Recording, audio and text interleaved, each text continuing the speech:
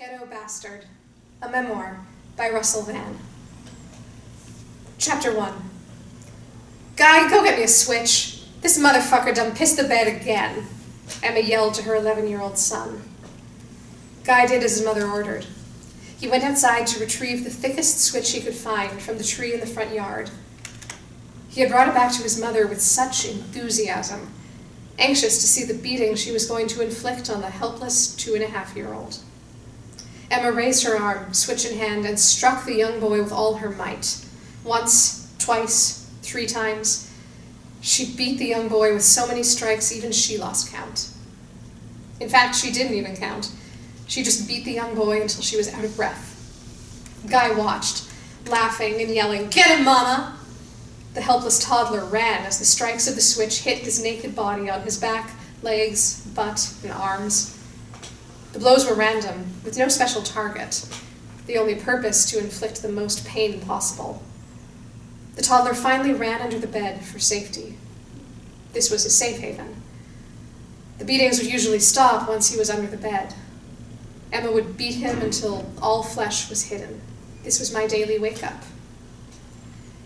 From my earliest memories, this is what always comes back. My mother was pregnant at age 17. She didn't want the responsibility of taking care of a baby, and neither did her 36-year-old mother. So she boarded me out to some people that she knew growing up. She had to pay them, and sometimes I guess she was late or didn't pay.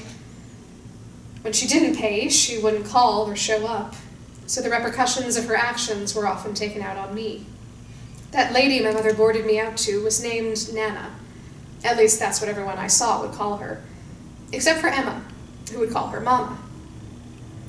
Nana was a very old, very light-skinned black woman, so light she almost looked white. I knew, or thought, she was black, because her daughter, Emma, was a heavy-set, dark-skinned woman. Guy, her grandson, was just as dark as his mother, and he called the light-skinned woman Nana. I didn't know who this woman was, but I knew she was in charge. Every morning when Emma arrived, she would complain about how I urinated in the bed. I could see the joy in her eyes as she beat me mercilessly with that switch. When Emma left to go home, the torment was from the 2 or 3 other children Nana took care of. Some seemed a little older than me, maybe 4 or 5. On many occasions, Emma would have them jump on me. For what reason, I couldn't say. Often I found myself fighting back like a wild animal, swinging my fists, kicking and even biting.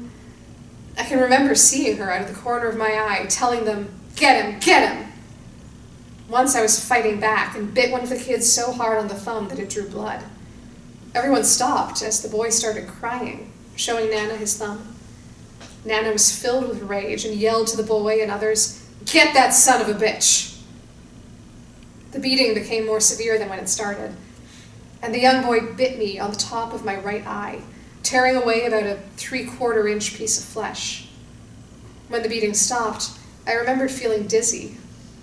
I looked into a long mirror hanging on a nearby closet door to see blood running down the right side of my face. There was no one to hug me, no one to comfort me. I just remember an older girl, about 10, taking me to the bathroom to wash my face. These beatings were a common sight in the house. On one occasion, Nana was setting up her minions for another jumping. It usually started with a condescending remark about me, and the other kids would just follow her lead. I knew a beating was coming, so I hid behind the bed. They were yelling at me, and in defense of myself, unable to form full sentences yet, I yelled, "Stupid!" That was their excuse to start. "You called Nana stupid," one of them said. Just as the children were about to charge at me, a door to one side of the bedrooms opened, and this slender, young black man, about 23, named Norman, stepped out. I had seen Norman, but never knew who he was. He rented a room for Nana. Norman yelled, "What the fuck is going on here?" As if ignorant of the situation, Nana said, "What? What the fuck you doing to that boy?" Nana said, "He called me stupid." "Fuck that shit. Every time I turn around, you motherfuckers is kicking his ass." "I don't treat him any different than anybody else," Nana said. "Bullshit," Norman yelled. "I see you motherfuckers all the time and don't say nothing. I'm tired of this shit. the next time I see this motherfucker getting his ass kicked, I'm gonna start kicking somebody's ass. Then Norman went back in his room. I lay on the floor by Norman's door for the rest of the day. At last, someplace safe. The morning beatings continued as usual. I guess Norman was at work by the time Emma arrived, but every night I would lie on the floor by Norman's room, even if he wasn't home. It was my safe place. Nana would say, "Do you think Norman's going to protect you all the time? He's not going to be here forever." I would just look at her, knowing she meant every word.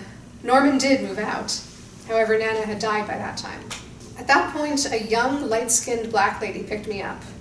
She was about 5'6", with a big afro and smoking cool cigarettes. I got in a black car with her and a male driver. They drove me to this other lady's apartment, and the woman I was with called her Auntie.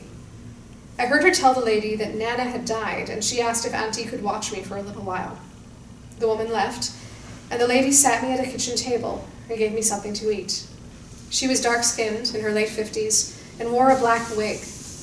She gave me a bath and put me in a twin bed in the room where her elderly mother slept in another twin bed. No one said much to me.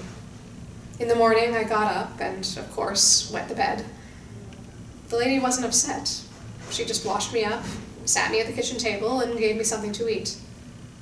This went on for a few days until she said, "Your mother is coming to get you today." I thought, who's my mother? I didn't even know who my mother was. Great! Now I have a mother. I don't have to go back to that house. The doorbell rang, and I was anxious to see my mother. When the door opened, it was the light-skinned lady with the afro who had dropped me off. I was surprised at this. When she picked me up at Nana's house, I had no idea who she was. I yelled, "Mommy!" Not from any joy or bond that we had developed, but just because I saw other kids do it when they saw their mothers. My mother took me back to Nana's house, but instead of Nana, Emma was there with her son, Guy. Emma and Guy now lived in this house. My mother dropped me off, had a conversation with Emma, and left. No kiss, no hug, she just left. Here I was, back in the house of horrors, and the morning ritual continued. It got to the point that I just got used to the beatings. How I wished I could go back to that other lady's apartment. Who was she? I thought this lady, Emma, must be my family because I lived here. I was with Emma and Guy all the time. When they went to the store, I was with them. Any outing whatsoever, I was with her, Guy, and whoever else may have come along. They were my family. At least the only family I knew. One night, when Emma, Guy, 2 other children, and I were out riding in a car, there was a full moon. It was enormous, and a conversation started up between Guy and Emma. They were talking about the man in the moon, and how when it's big like that, he comes out and kidnaps little kids. This was one of the joys they had, frightening this 3-year-old boy. I remember looking in the night sky at the enormous moon from the car window, full of fear. When we got back to the house, I had to go to the bathroom. When I went in, the window was open, and I saw the enormous moon. I was scared to death. I ran out of the bathroom, but I still needed to go. I didn't want to pee in my pants because I knew a beating would follow. So I saw the dog's bowl and urinated in that instead. While I was urinating, Guy walked in and saw me. He yelled out, "Mom, Malik's pissing in the dog bowl." I could hear her say, "That little motherfucker, get him!"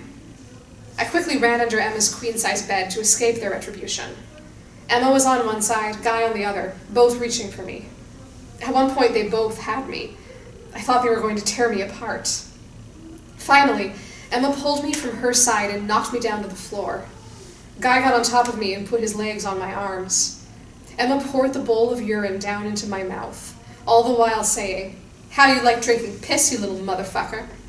I could not yell. I was choking as Emma and Guy were laughing.